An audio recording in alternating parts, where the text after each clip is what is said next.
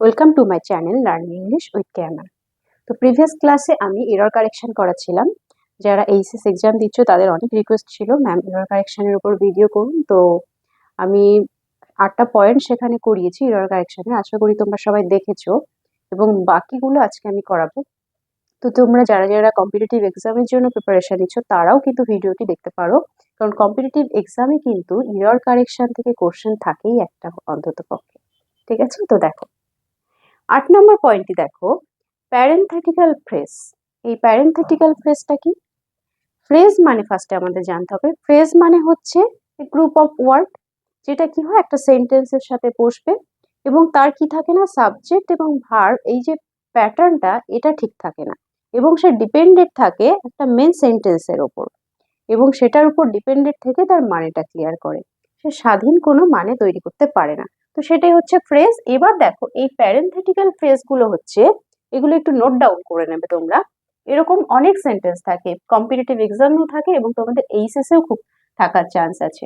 যেমন along with, কোনো সেন্টেন্সের মধ্যে যদি থাকে along with, together with, as well as, more than, with, in addition to, include on and no less than, এই ওয়ার্ডগুলো যদি একটা সেন্টেন্সের মধ্যে থাকে তাহলে সে কিভাবে বিহেভ করবে, কি স্ট্রাকচার হবে সেন্টেন্স, সেগুলো একটু দেখো।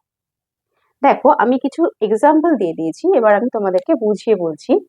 হি অ্যালং উইথ আছে, খেয়াল করো, along with his friends is going to school. তাহলে দেখো হঠাৎ করে কিন্তু দেখে এই ভুলটা হয়ে যেতে পারে যে ফ্রেন্ডস আছে, ঠিক তার পরের ভার্বটা কি হবে, তার মানে আর হওয়া উচিত, তো এখানে কি করে আসতে পারো, আর করে আসতে পারো। কিন্তু এখানে খেয়াল রাখবে এই যে যে অ্যালং উইথ থাকার জন্য অ্যালং উইথ বা in addition with, together with, এই প্যারেনথেটিক্যাল ফ্রেজগুলো থাকলেও ফার্স্টে যে সাবজেক্টটি থাকবে সেটা অনুসারেই ভার্ব হবে। ফার্স্টে হি আছে সেই জন্য ইজ হবে। ঠিক আছে, তারপরে দেখো আছে the manager together with his team. তাহলে দ্য ম্যানেজার কি হচ্ছে, তার টিমের সঙ্গে is in the meeting, meeting এ আসছে।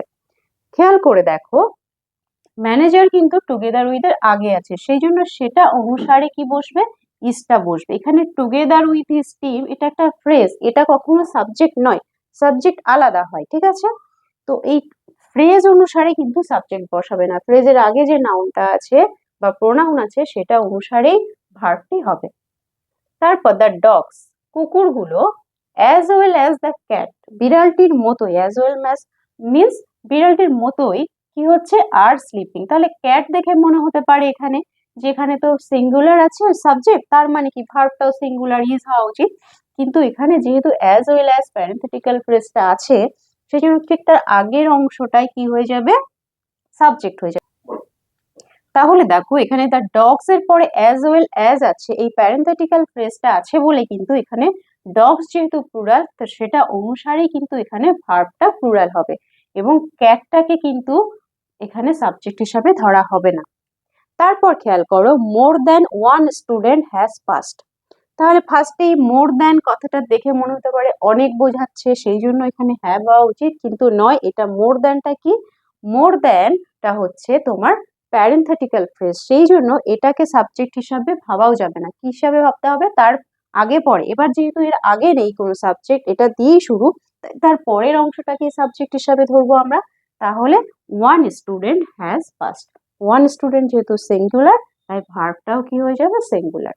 তাহলে এটাও একটু মনে রাখতে হবে যে প্যারেনথেটিক্যাল ফ্রেজের যদি আগে সাবজেক্ট থাকে সেই সাবজেক্ট হবে, এবং যদি প্যারেনথেটিক্যাল সাবজেক্ট ওয়ার্ডটার বা ফ্রেজটার পরে সাবজেক্ট থাকে এবং আগে যদি সাবজেক্ট না থাকে তাহলে পরেরটাকেই ধরতে হবে। যেমন এটাতে মোর দ্যান এর আগে কোনো সাবজেক্ট নেই, সেই জন্য আমরা কি করব, মোর দ্যান প্যারেনথেটিক্যাল ফ্রেজটার পরের অংশটাই সাবজেক্ট। প্যারেনথেটিক্যাল ফ্রেজটা কি, নো লেস দ্যান। ঠিক আছে, আমার বোন, আমার ভাই আমার থেকেও কম নয়, তোমার সঙ্গে দেখা করার জন্য এক্সাইটেড। মানে কি, ভাই এখানে সাবজেক্ট, আমার থেকেও কম নয় আমার ভাই, এখানে কার এক্সাইটমেন্টের কথা বলছে, আমার ভাইয়ের বলছে। কারণ দেখো এটা প্যারেনথেটিক্যাল ফ্রেজ এবং তার আগে সাবজেক্টটা আছে, একটা সাবজেক্ট আছে, তো সেটাকেই সাবজেক্ট হিসাবে ধরবো, পরেরটাকে নয়। তো মিনিং হিসাবে যদি বলি, কি বলা হচ্ছে, আমার ভাই আমার থেকেও কম নয়, তার মানে এখানে মেন সাবজেক্টকে আমার ভাই সম্পর্কেই তো বলছি, যে খুব অ্যাংশিয়াস তোমার সঙ্গে দেখা করার জন্য। তো আমার ভাই যেহেতু একজন সিঙ্গুলার, তাই ভার্বও সিঙ্গুলার হবে। তো দেখো 9 নম্বর যে নিয়মটা আছে, is of, one of, none of, either of, neither of, এই ওয়ার্ডগুলো দিয়ে যদি সেন্টেন্স শুরু হয় তাহলে সাবজেক্ট সবসময় কি হিসাবে ধরতে হবে? সিঙ্গুলার। আর সাবজেক্ট সিঙ্গুলার হওয়া মানে ভার্বটাকেও সিঙ্গুলার ধরতে হবে।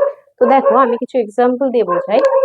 ইজ অফ ইউ, তোমাদের মধ্যে ইজ প্রত্যেকে, উইল বি রিওয়ার্ডেড, এখানে ইজটা কি? সিঙ্গুলার। ইজ অফটাকে কি হিসাবে ধরতে হবে? সিঙ্গুলার হিসাবে। ঠিক আছে, তারপর দেখো ওয়ান অফ মাই ফ্রেন্ড, আমার ফ্রেন্ডদের মধ্যে, সরি এখানে ওয়ান অফ মাই ফ্রেন্ডস হবে, ওয়ান অফ মাই ফ্রেন্ডস, আমার বন্ধুদের মধ্যে একজন ইজ এ ডক্টর। তাহলে দেখো এখানে কিন্তু ফ্রেন্ডস আছে মানে তার পরেরটা এইভাবে ভাববে না কখনো যে যেটা আছে তার পরে সেটা অনুসারে তার পরেরটা ভার্ব হবে, এরকম নয়। এই ওয়ার্ড গুলো যদি থাকে যে is of, one is, none of, either of, neither of, তাহলে সবসময় সেই সেন্টেন্সটাকে সিঙ্গুলার হিসাবে ট্রিট করতে হবে এবং ভার্বটাও সিঙ্গুলার হবে। তাহলে ওয়ান অফ থাকার জন্য এখানে কিন্তু ভার্বটাও সিঙ্গুলার হয়েছে। আবার দেখো আইদার অফ দ্য বুকস, এই বইগুলোর মধ্যে যে আইদার অফটা থাকার জন্য সেটাকে সিঙ্গুলার ধরা হয়েছে বলে এখানে ইজ বসানো হয়েছে। ঠিক তেমনি ভাবে neither of the students knows the answer, তাহলে খেয়াল করো স্টুডেন্টদের মধ্যে কেউই অ্যান্সারটা জানে না। এই স্টুডেন্টস কথাটা কিন্তু সাবজেক্ট নয়। কোনটা সাবজেক্ট? Neither of. ঠিক আছে, সেই জন্য দেখো যেহেতু থার্ড পারসন সিঙ্গুলার নাম্বার হলে আমরা জানি কি হয়, ভার্বের সঙ্গে এস বা ইএস হয়, তাহলে নো ভার্বের সঙ্গে এস হয়েছে, এটা থার্ড পারসন সিঙ্গুলার নাম্বার হিসাবে বলে। তার মানে either of, neither of, one of, is, one, এগুলো থাকলে সবসময় সিঙ্গুলার হিসাবে দেখতে হবে।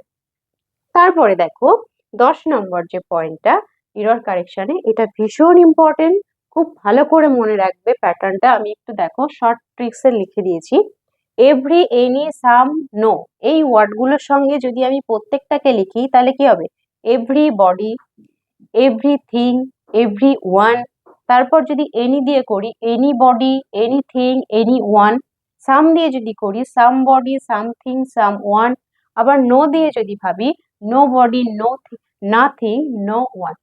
এই যে কটা ওয়ার্ড পাওয়া যাবে, ঠিক আছে, এই কটা ওয়ার্ড দিয়ে যদি কোনো সেন্টেন্স থাকে তাহলে সব সময় সেটা সিঙ্গুলার কি হিসাবে দেখতে হবে? সিঙ্গুলার হিসাবে দেখতে হবে। যেমন আমি দেখো কিছু এক্সাম্পলস দিয়েছি।